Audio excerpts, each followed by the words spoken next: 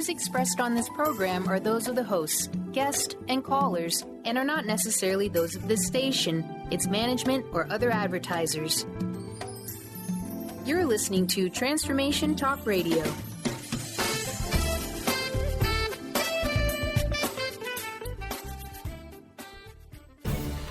Get ready for a game changer. Sarah Westall is bringing you Business Game Changers Radio.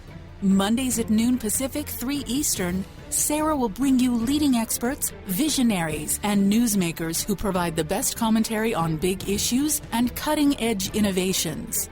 Sarah's 20 years as a business executive will help you think like an entrepreneur with expertise, energy, and attitude. Now here's your host, Sarah Westall. Welcome to Business Game Changers. I'm Sarah Westall, and you're listening to the Conscious Business Radio Network on Transformation Talk Radio. Marketing today is harder than ever. If you are a marketing manager or a business owner, you know this. We are just bombarded with messages everywhere. And due to this constant noise, messages are just not penetrating like they used to in the past. Customers are just not biting on traditional advertising methods, and everybody's scrambling. How do we reach these consumers? How do we sell our products? Because after all, if you are not selling products, you're not going to stay in business and you can't make any money. So we have a company today that's coming on, Venture Fuel, and they are forging new ground with businesses. I mean, they virtually work with the who's who of Fortune 500 companies, and they are using ingenious and creative ideas to come up with solutions that use tech startups and really uncommon sources to make a huge impact. And they're going to share some of their insights with us and how they do this. They are pretty remarkable. They have won many awards, the Reggie Award, the Effie Award, and they have just recently been named #1 in the industry by digital agencies and strategic planners. So they are someone to listen to. So we are going to have them on real soon. But before we have them on, we are going to have the CEO of Moby, Gino Tennis, and he is going to be talking about chronic pain. I don't know if people are aware of this, but chronic pain affects over 100 million Americans a year. And that's more than diabetes and cancer and heart disease combined. So this is affecting a lot of people, and it's really impacting the cost of our health care, not to mention the trauma it's causing to people. The issues that basically, chronic pain is defined as anything that lasts for 6 months. It can be excruciating, it can be continuous, it can be come and go, it can merely be inconvenient or totally incapacitating. And basically, your nervous system has the signals of pain that just won't go away. And it can take a toll on you physically and mentally, and it can cause all sorts of issues like anxiety, stress, depression, anger, because you can't get rid of it, and fatigue. I mean, all sorts of stuff. And our current healthcare system is treating it with pills. I mean, we're pretty much giving people opiates to deal with this, and many people are taking 5, 6, even more types of different medications, and it's causing all sorts of side effects like insomnia and constipation and diarrhea and all sorts of awful stuff. And to make matters worse, people are becoming addicted to this, and when you're addicted to it, you need more and more of drugs to get that same level of blockage of the pain. And it's just this downward spiral down. And we are, like I said, we're going to be joined by Gino Tennis, and he is the CEO and founder of Moby. And they are on a mission to change the culture of this country and to help people deal with this without drugs or minimize the use of drugs and getting to the core of the problem. And he's going to explain this and how he's making huge impacts and changing people's lives. Not only saving people from this awful situation, but they're also saving companies millions of dollars in healthcare expenses. And he's going to share that with you. And he's recently given talks to Health and Human Services Secretary Kathleen Sebelius. And he's also presented in front of the healthcare teams of President George W. Bush and Governor Arnold Schwarzenegger. He's held many executive roles, including Senior Vice President of United Healthcare and Chief Strategy Officer for Med Solutions. And his team has made up a lot of senior executives at different healthcare companies, and very impressive group of people that just said, you know what, we need to change this culture because we need to help people deal with this. So We are now going to invite Gino Tennis to the program. Hi, Gino. Welcome to the program. Hi, Sarah. Thank you. Okay, you have a really important, foundational, I think, healthcare method or change that you're doing to the healthcare industry with the mission of your company. What is it? Well, the mission of our company, fundamentally what we're trying to do is change the culture of health in America. So today, I think we have, our company is founded on the belief that we forgot the basic principles that have made us human. The fact that our bodies are naturally self-healing and that medicine is meant to be a supplement to the body's natural healing process, not a replacement. And that people have sort of gotten used to having the healthcare system do things to them rather than be active drivers of their own health. And for important segments of the population, we help them to take control back. Well, yeah, because people go to the doctor's office and they just kind of expect to get fixed like a car, like you're going to an auto mechanic. Right. And we're these beautiful, amazing, awesome self-healing machines, but we don't understand, even though science, and especially science in America, has made so much great progress, but we don't understand all that the body does and all that causes pain sometimes. And for a period of time, and especially in America, our goal was to eliminate all pain. You look at things like the opiate crisis in America today, the body reacts. Opiates do a very good job of knocking out all pain. And your body isn't designed to do that. It reacts and it upregulates itself, and it creates new pain to make up for the pain that you've eliminated. It freaks out to try to figure out how to make sure you have pain. Right, absolutely, because that's a signal. We don't always know what those signals are, but they're important signals, and so we listen to be attuned to that. So what do you do, and what kind of results are you having with people? Well, we really help people to understand those fundamentals. We start with 4 basic principles that we teach our team. We already mentioned some of them, that you're made up of 50 trillion cells in your body, and those 50 trillion cells are used to survival. And they will work together in awesome ways to heal itself, and that medicine, when used in the right way, helps to supplement that. Medicine, I use medicine as a broad term, our healthcare system.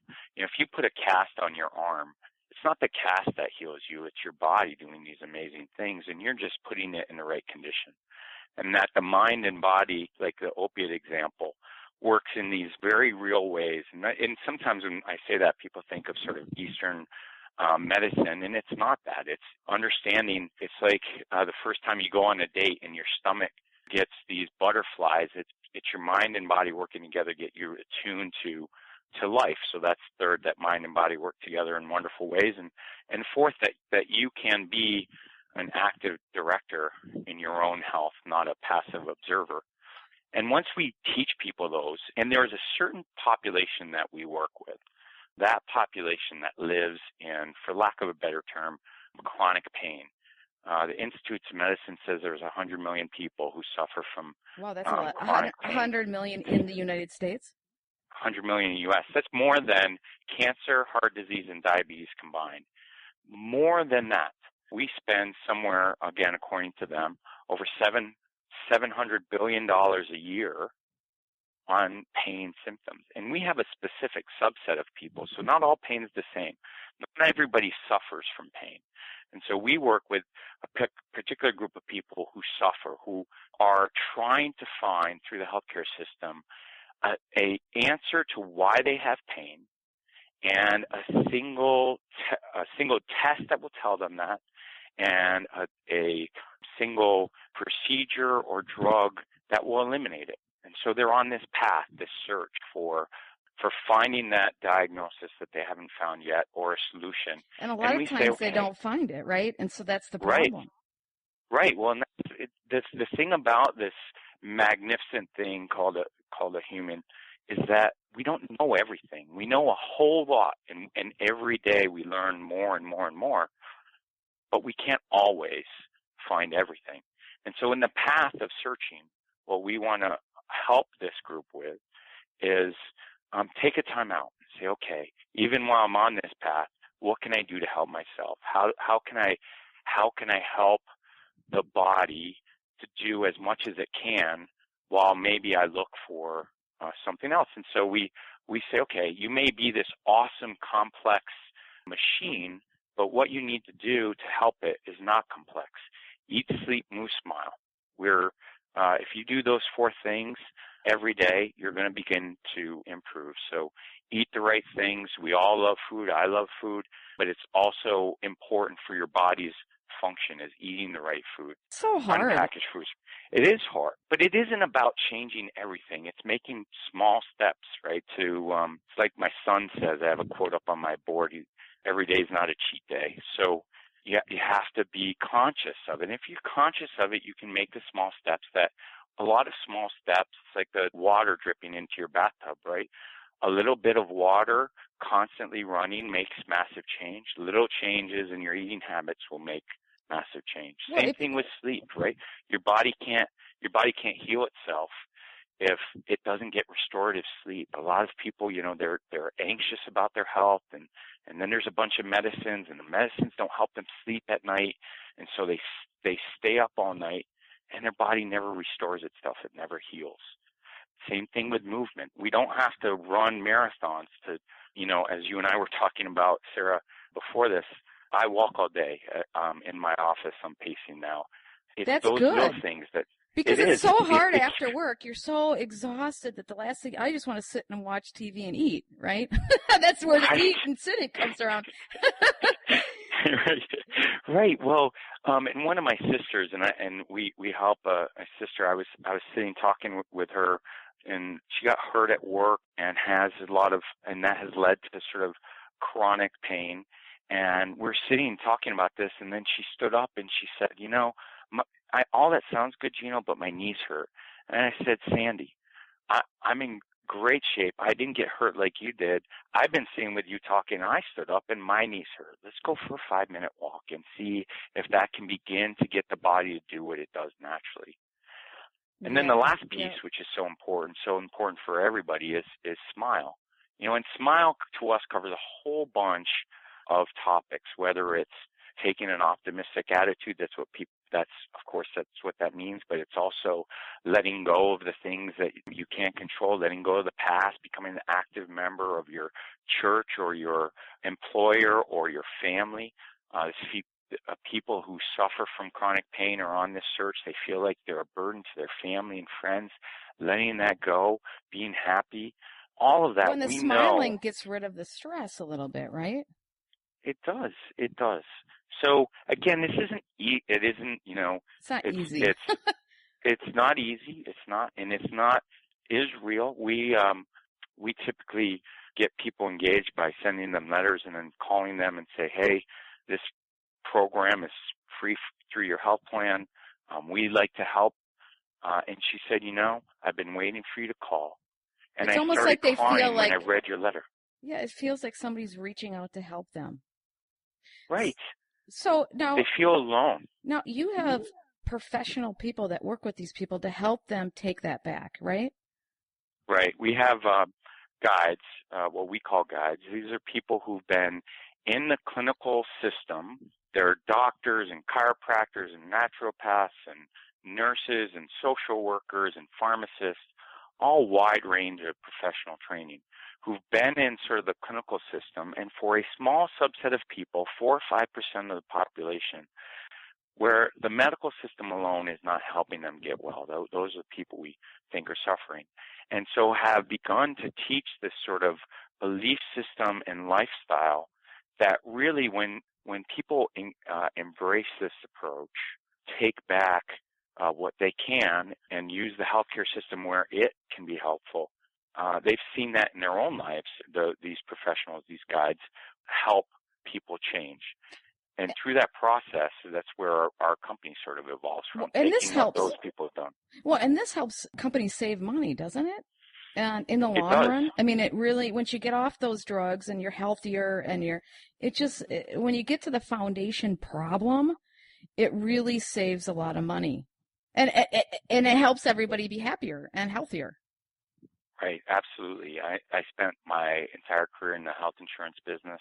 There's a lot of places where there's opportunity to reduce costs. I have 5 children. They can't afford the system we're leaving behind. So a big part of the other side of the culture of health is not only the things that we do that aren't helpful, but also the cost of those. So, having a bunch of tests to sort of find something that may or may not be there, switching doctors, trying different procedures, trying different medications, often of which the people we work with, for example, are on 6 to 8 drugs each on average. And then there's side effects like constipation, diarrhea, and fainting, and acid reflux. And we look at the side effect profiles of these drugs, and nobody in our I'm not a doctor, so this isn't professional advice. Nobody needs to be on 6 to 8 drugs. So let's look at what that does. And we have professionals who help consumers understand that. At the end of the day, it's a consumer and their doctors work together. That's important. We just provide information. What we want people to do, again, the only person who goes home from the doctor's office with you is you, right? It's not the doctor. Well, you kind of have to see them as a consultant. I mean, because they're not going to do the work. You are. At the end, the consumer has to, right? In order for them to live their best normal, each person understands what their best normal can be. For many, you live with pain. So our person who designed this program along with me, Tino, so it's the Tino and Gino Oh, that's show, good. I guess. Now I know that. That's good. Well, he suffers from low back pain. And we know when he has it because he stands up and stretches and he looks like he's in pain, but he understands that that's part of his life's journey is having that pain. And that surgery, while that may work for some people, isn't going to work for him. And so he's made a conscious decision about how to manage it. And that's what we want people to do, is make the right choices for them, or give them the tools. We don't judge what the right treatment is for anybody. The only person that can make the right decision for you is you. And that's what we really try to do is redirect from the health plan or a doctor or family and friends. It's you. How do we help guide you? And that's why we use the word guide. The only one that knows a guide is somebody who helps you along your own path, right? And we give you the tools and training and support to go on the right path for you. And most corporate health plans have this incorporated into their plans, right? So if somebody has an addiction to pain medications and they're taking 6 to 8 drugs or whatever, this service is usually included in most health plans, correct? Well, no, we have to, employers and health plans can choose to have this as part. First of all, I should take a step back. Every health plan should, our goal is to sort of, going back to changing the culture of health, is reintroduce this concept for a group of people where it really, really matters.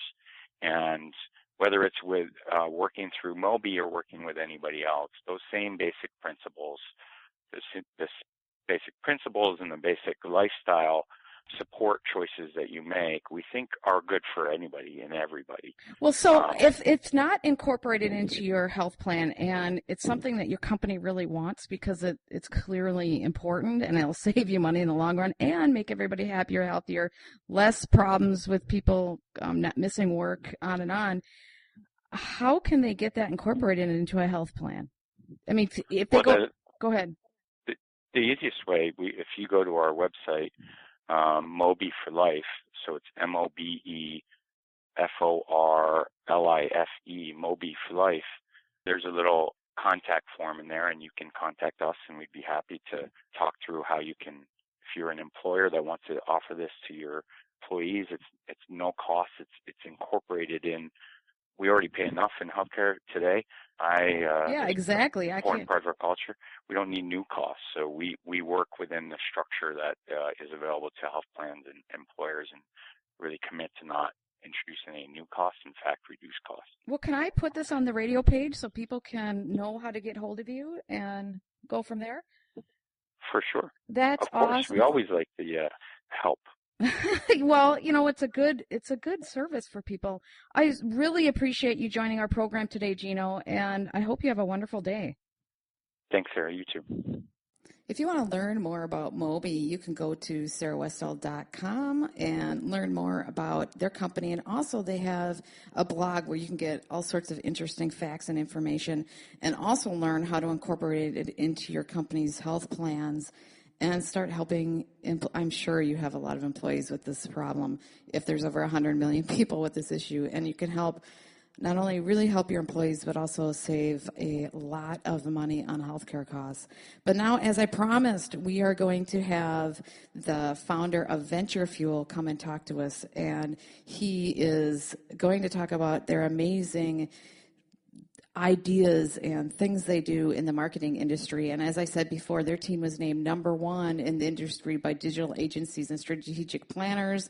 They have won numerous awards and work with the who's who of Fortune 500 companies. Very impressive resume, and we have lots to learn from these guys. So let's welcome Fred Schoenberg to the program. Hi, Fred. Welcome to the program. Hey, Sarah. Thanks so much for having me. Yeah, I am so glad that you came on. You have this really unique way of marketing, and you've really taken hold of the challenges that the current environment has and have really used it to your benefit with your clients. And I want you to talk to us about that. First of all, I have this question. I'll start with this. Marketing and reaching customers has become very challenging. Why is it so challenging right now, and what are you doing to help clients overcome this challenging environment? Yeah, it's a great question. I think, there's a number of reasons why it's so challenging. There's so much competing for our attention, whether it's the unlimited channels on TV, the Netflix, the Hulu, where you can get anything you want anytime, or just, as you're walking about, there are billboards, there's radio, there's so many different things clamoring for our attention, and our attention spans have gotten shorter. Yeah, we're bombarded from every direction. Yeah, there's some article that basically said we've got the attention span of a goldfish, less than a goldfish at this point. A gnat? Yeah. Well, I don't know who has more, a gnat or a goldfish.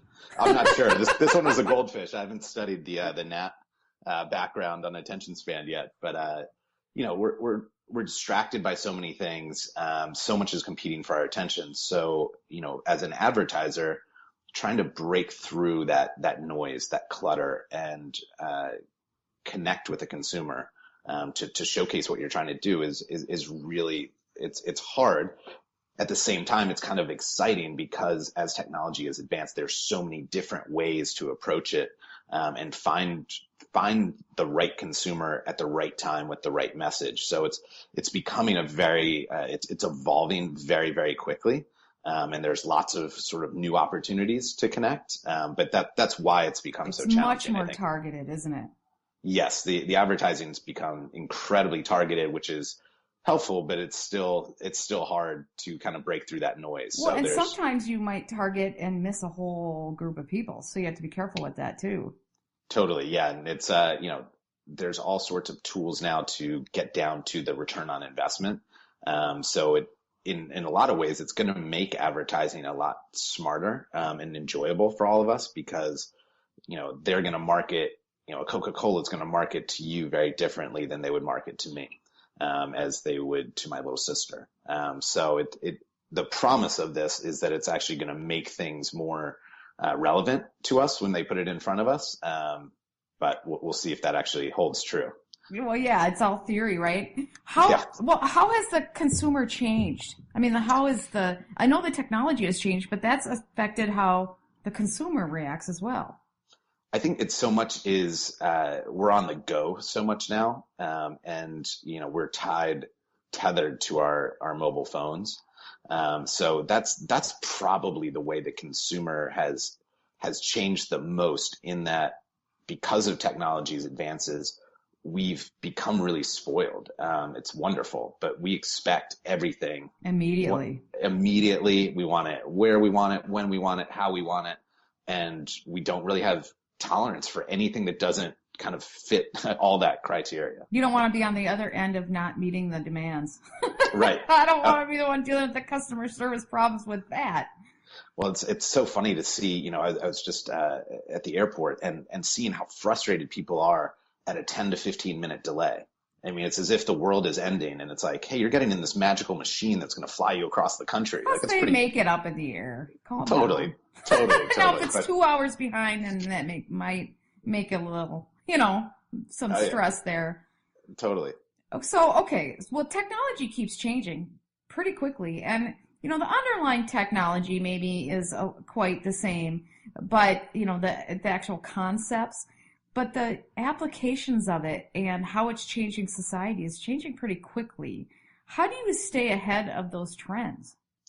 Yeah, it's interesting. What we do at Venture Fuel is really stay ahead of those trends. That's our job. That's what we feel our job is. How do you do that? Because that's hard for people to do, because not everybody sees them or they don't know how to react to them. Yeah, well, we spend a lot of time at conventions, whether it's South by Southwest, the Consumer Electronics Show. We have to take a quick break, and we'll be back with Business Game Changers in a moment.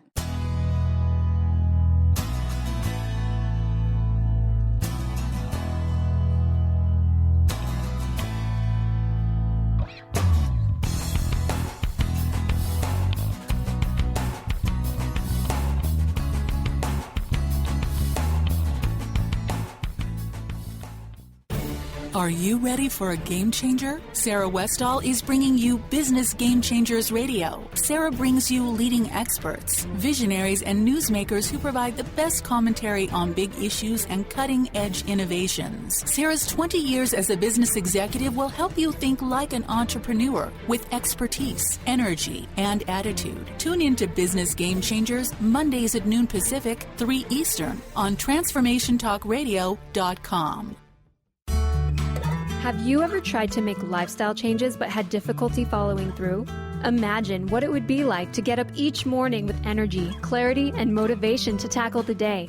If you want to get past limiting barriers that are preventing you from living your best life, join holistic health and wellness coach T. Carey Mitchell each month on the Dr. Pat Show, or visit lifestyle120.com today and start to receive the personal attention you deserve. There are so many resources out there for meditation. But did you know that Atana's Heart Earth Healing Meditation is available for you for free? Yes, that's right. You can receive this free healing meditation today from Atana Badili. All you need to do is visit his website, atanamethod.com. That's ATAANA method.com, and sign up. You will receive your free meditation instantly. That's atanamethod.com. Get ready to experience Truth Talk Radio with host Deb Acker. Tune in to Truth Talk Radio each Wednesday at 3 p.m. Pacific on TransformationTalkRadio.com to illuminate the truth in your daily life as you experience life, love, and abundance from a whole new perspective. This hit show will leave you feeling lighter and bring you into a place of infinite possibilities every day in every way. Visit TruthTalkRadioshow.com for upcoming transformative topics and guests. If you're one of the millions of Americans suffering from anxiety, you probably know how powerless and out of control this emotion can make you feel. This is why it is so important to remember that anxiety is created by your mind, which means that you can learn to use your mind to uncreate it. Hello, my name is Dr. Friedman Schaub. My award-winning book, The Fear and Anxiety Solution, provides you with a step-by-step breakthrough process to understand and resolve the root causes of your anxiety and build a solid foundation of confidence and inner peace. If you're ready to take your power back, visit thefearandanxietysolution.com. Order your copy of Dr. Friedman Schaub's The Fear and Anxiety Solution today. Visit thefearandanxietysolution.com for more information.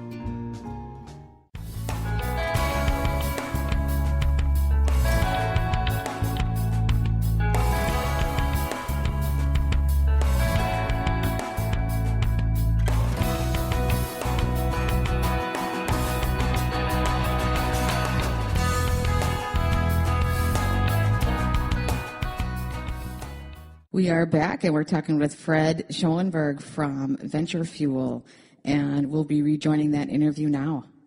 We were just down at something called Collision, which is a new sort of version of those that has lots of startups at it. We went to one called the Launch Festival in San Francisco. There's a Tech Day in New York. So we try to go anywhere where new technology is being premiered. Startups are out there. We also then work fairly closely with the venture capital community, as well as incubators and accelerators, both on college campuses and out on the real world. So we're tapped into this ecosystem. We've got our eyes and ears open. Well, you like to work with new technology platforms and use that, integrate that into your media. How are you doing this? And give us some examples.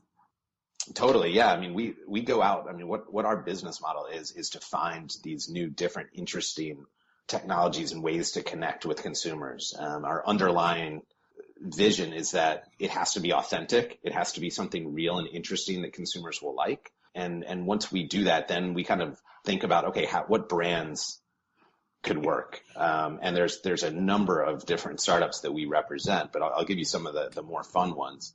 There's a company called Citrus Mark.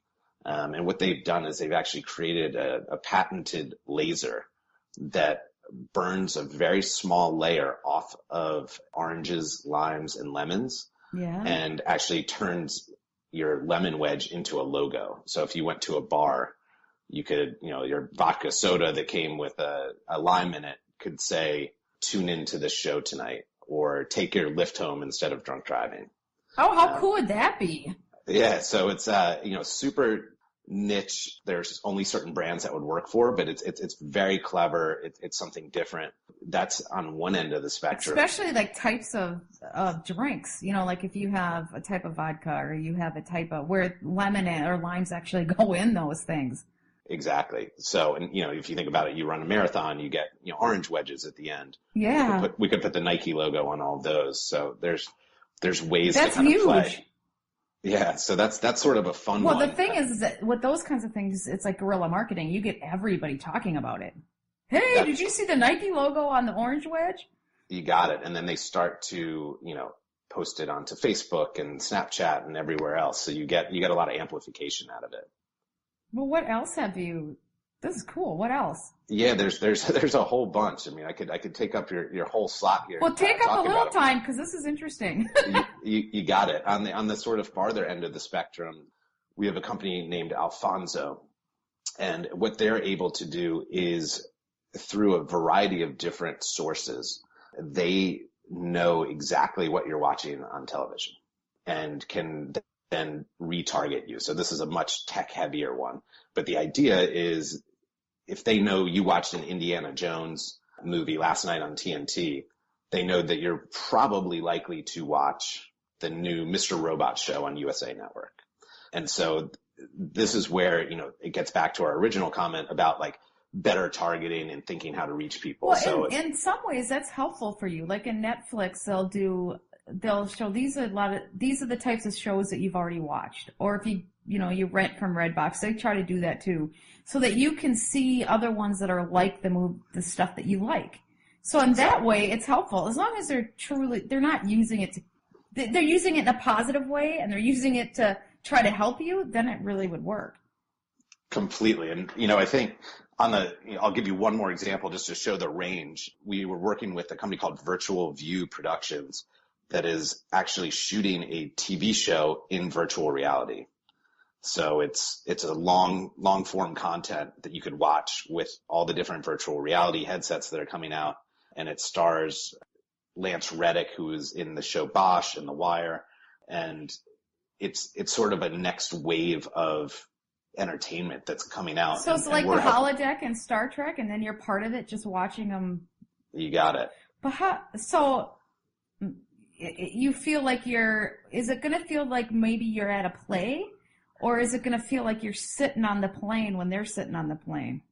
It's a little bit of both. And it's still, some of this is, they're actually just getting ready. Exactly. They're just starting to shoot, and finalizing the script and things like that. But it's going to have a little bit of both elements where it feels like you're at a play, but also you're part of the action. And there's ways that it takes place in London, and you can actually walk through when the show's not happening, walk through the world. So you can walk down the streets where the show takes place. so neat. So we work with them to bring brands into that experience. So, when the car goes by, it's a BMW, or the drink that the main character is going to have will be a Grey Goose. Or, and people will probably notice Pepsi. that a lot more because you're going to be paying attention to all the details. So the advertising in that space is going to be that much more powerful, at least initially, until it becomes incorporated more into society and you stop noticing things. But I always thought that virtual reality sports will become a reality. So if you want to go play tennis, you could go play tennis against the machine, but the machine will be a virtual reality experience. And so you're actually playing a game with different levels. You're actually in there doing a sport against a competitor, and you feel like you're playing the game, but it's not. It's a game. Totally. It's coming. And I mean, that is, you can think of the applications for that from, if you stay with the tennis example, like for training, you don't have to find a partner. If it's raining out, you can still play. So there's a lot of cool things. And of course, it's so immersive that, I mean, there's some amazing ones out there already where, you're on a roller coaster or you're scuba diving and a shark comes at you and, people scream. I mean, it feels that it's real. So real. Well, I had somebody that came on last year that talked about hyper-realistic holograms, and they actually train medical students and even more advanced people on how to do heart surgery and different things. And then when you couple it with gloves or something where you feel it too. Yeah. So when you're cutting through, like you can cut through the first part of the skin and then the cartilage is harder and it just feels like you're, cutting through it. There's so many neat things that are happening there where they can also, they can put scent into the room and, there's to really make it feel like, there was a gentleman I saw speaking that is trying to figure out how to take seaweed and make it taste like chocolate ice cream through virtual reality. Oh, so play with you mentally? Yeah, so it's... I don't know if I like that one, but that'll be next, I suppose. I will say one of the challenging parts of our job is we start to see things, we go, I don't know if that's a good thing, Well, I suppose if you're eating vegetables and right. You're making it feel like it's chocolate, ice cream, that could be really positive. Here, your little kids can now get their vegetables. Well, I think his comment was that, no mom will ever say, like, you have to eat your broccoli again because it will taste like ice cream. The problem is the understanding of how to manipulate your brain like that. We see the next evolution of some of those things, and that's where it gets scary. Yes, you nailed it. Right? I was like, I don't know about that. But they have stuff where you can tap into your head and into your eyes. Like if you have a video, it's like you're seeing it firsthand. So like if you have a video on Mars, it's like you're on Mars because you see it with your own eyes. Yeah, there's definitely there will be some ethical considerations coming pretty fast here on how this stuff is utilized. Some of it can be creepy. Well, okay, so let's get back into marketing. Do you have any other cool examples? I said the problem, you got me sidetracked with cool things, and we got to get back on cool other marketing ideas.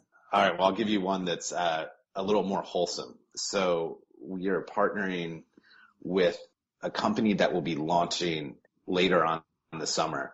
And what they're going to do is it's basically the Museum of Ice Cream. And it is going to be Andy Warhol meets Willy Wonka. And essentially it'll be a just very beautiful, curated museum type feel, but the subject matter is all ice cream.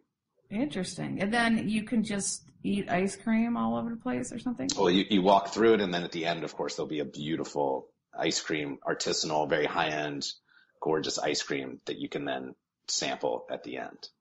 How does the marketing play into that? Since I'm so caught up in the artistry of ice cream, where does the marketing come in? Sure. So we can do all sorts of things. We can create a flavor around a brand. If you think of, I mentioned like a Netflix or a Hulu, you could take a show and actually say, okay, what is the flavor of that show? How can we create something around it that then everyone goes, oh, I want to get the Seinfeld ice cream. Oh, I see. Like they've done that with sandwiches and stuff. Sure, exactly. And it's, of course, on the cup or the cone or wherever we would do it, it would say, and this is all hypothetical because it hasn't happened yet, but it would say what channel it was on, when to tune in. We could do all sorts of, think of like a MasterCard or somebody like that, where they can card members could get in faster or have a private line, or you could take Beats by Dre headphone company and actually create the sounds of ice cream and really do something very immersive, showcasing how good their sound quality is and getting people to sample those headphones in a fun, active environment. Oh, interesting. Yeah, it's really creative ideas. Well, you have the who's who of Fortune 500 companies that you work with. How do you get them? How do you sell to? How do you get them to understand what, some of these different ideas and come on board with you? Yeah, it's a wonderful question, and that's why the business exists. Is your first question about how do you find these startups? It takes so much time.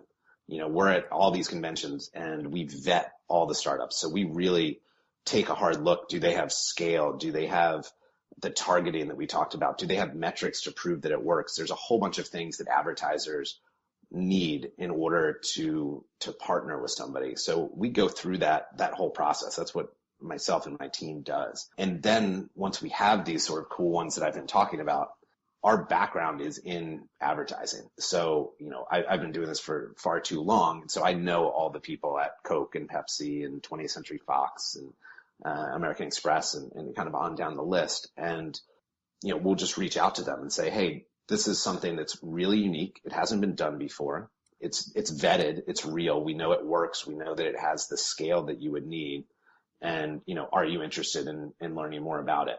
Kind of the secret sauce is we've got a couple different, startups that we're working with. So it's always fun for the advertiser to meet with us because, we're not selling the same thing over and over again. It's always interesting, new, potentially game-changing. And we also know that the Museum of Ice Cream isn't right for every brand. Of course. It's right for a handful. Financial services might not be.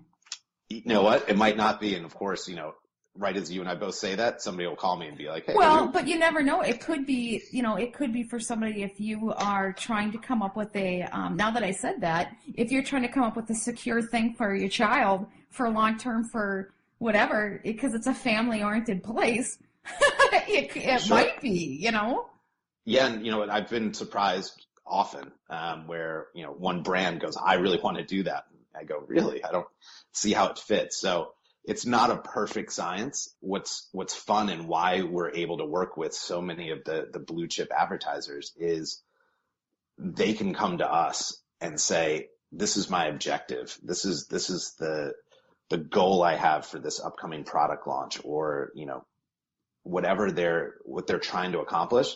They can come to us and say, this is what we're trying to do. Do you have anything that you think might be interesting to them? So what's great is we're almost like an extension of an advertiser or an agency because, we've got this sort of access to really interesting companies that usually they've never heard of.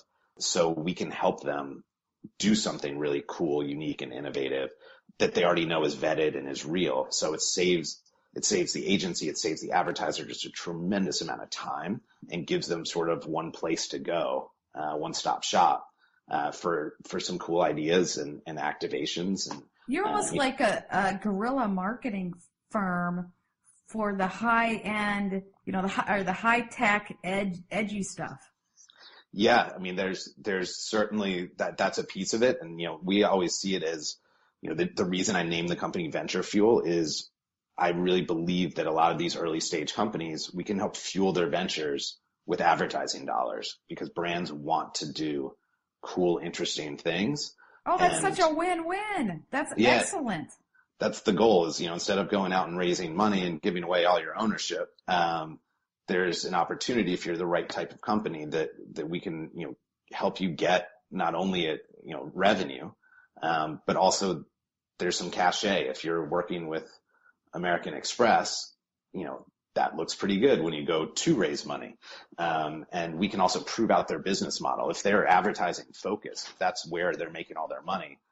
It's a lot more affordable and faster to hire us than to hire your own ad sales team, which can take, a year to get off the ground and cost hundreds and hundreds of thousands of dollars. So, well, because guerrilla marketing is really, and I don't know if you think of yourself this way, but ways to really get out there in different ways and create the buzz around what you're doing, and not because the traditional marketing just doesn't, like you said, it doesn't work to the same level. I mean, you might have to do it in some cases, but it just doesn't work the same way. Yeah, I mean, it's interesting. Some traditional media, there are a lot of ways to make it work, and I don't want to disparage that overall, because I think, TV actually still moves the number, like the needle. There, you run a Cheerios ad on Saturday morning, it's still sales increase on Cheerios. So it's not that they don't work, or radio or print or any of these things that are being challenged right now. It's that they have to work a little differently than they used to. And there's so much out there competing. There's so many different channels that it's cost prohibitive to be on every single channel on Saturday morning. So they have to get more specific with how they use traditional media, and then the more creative new wave, guerrilla, if you will, opportunities can really be a great addition. They work so well together because you have to take it from all different angles, right? I mean, you can't just do one method anymore, is the point. 100%. And, that's what the agencies and advertisers do really well, is understand exactly who their consumer is and where they are. And, once you know that, that's where we say, okay, how can we creatively do something to reach that particular person in an unexpected way, in a way that they would appreciate, sort of delight them rather than force them to watch an ad, really, deliver them a message that makes them excited about the brand or whatever the product is. Oh, that's interesting. Well, what media do you think gives you the best ROI these days, now that we're talking about that? And what one should you stay away from because they're awful? That is an amazing. And don't say my show. I love it. Your show would have been a very smart answer. You know what? I think I'm going to try not to dodge the question, but it really depends on what type of company you are. Because, newspapers are, everyone's like, the circulation is dropping. Who reads newspapers anymore? But for the right brands, it still delivers a tremendous value. Whereas, you would think mobile advertising, it's so new and fresh. People are still figuring out, how to serve an ad that someone actually wants on their phone. So I think each of them has pluses and minuses and challenges. If I were marketing my company, and had to, obviously limited budgets, where would I go? I would just look at who my ideal consumer is and try to create something that's authentic, that they will really be able to connect with. And, in my case, that might be actually doing a conference, which is not traditionally a very good ROI because it costs a lot to produce it and not a lot of people see it. But yours is different because if you're not going after mass market, you're going after a smaller subset, and people need to think about you. It's hard. It's very difficult for you to do a 30-second commercial versus a longer period where they start to really understand what you're doing, right? Right. You're totally right. And like if we took a Coca-Cola, them throwing a conference would make no sense. Exactly. But with those guys, with the bigger mass advertisers, I think what's fun is they have so many options now. So before there were 4 networks and you just threw your 30-second spot on there and things happened. In a lot of ways it was nice because it was easy. Oh yeah, that would have been nicer. It's so complicated now, but like, that's why I have a job. So I actually, exactly. You can't complain much. Yeah. But I think now they have the opportunity to really play, and mix and match. So it's still TV for, let's say the Budweisers of the world, they still should buy the Super Bowl spot, but they can also come up with really interesting digital platforms, and immersive things, or a Coca-Cola or, any of these sort of monster brands. Gosh, they could get into the virtual reality stuff big time, some of those brands. Yeah, they are. And so virtual reality is a great sort of segue to this, is that doesn't yet have scale. They can do so many cool things that are amazing, but who's going to see it? Nobody yet. Yeah, so that's the trade-off. And I think the scale is going to come in a big way with virtual reality. Well, it'll probably be in some of those parks, theme parks and stuff too.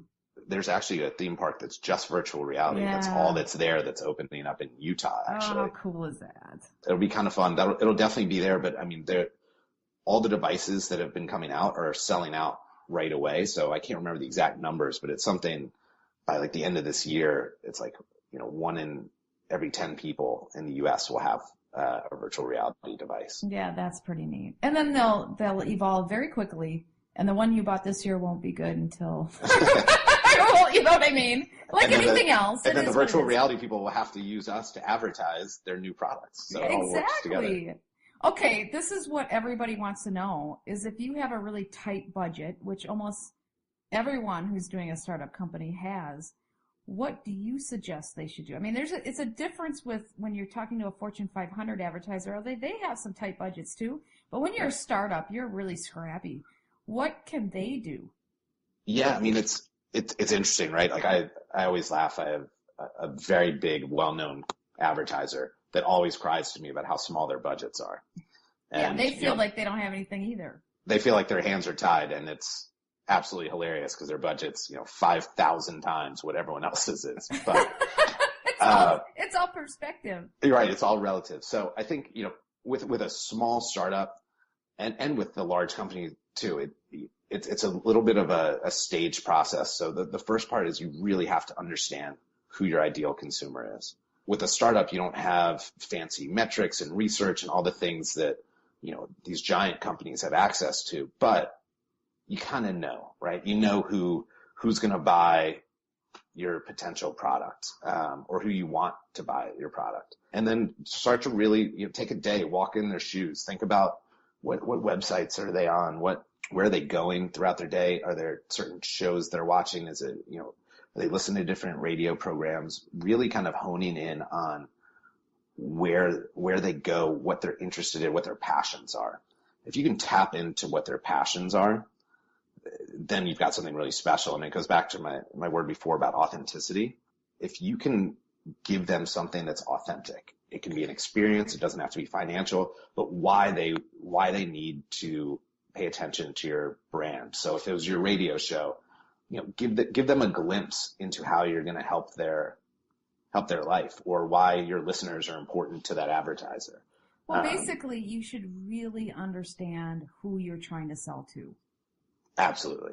That's it. So you're not wasting your money on people who don't care. Exactly. And I would strongly recommend, it's very tempting to be like, oh, I can buy this online campaign really cheap. Look at how much I get. But it's a message to everybody, or a message to who knows who. And it's actually worth it to spend, more on reaching the right person than it is just sort of, I call it throwing spaghetti against the wall and hoping like some will stick.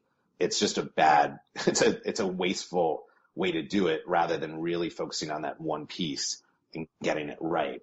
It's not the easy answer, but it's the best long-term return on your investment. It's reality. Well, yeah. You have so much interesting things for people. How can they learn more about your company and what you do? Absolutely. They can go to venturefuel.net. That is our website.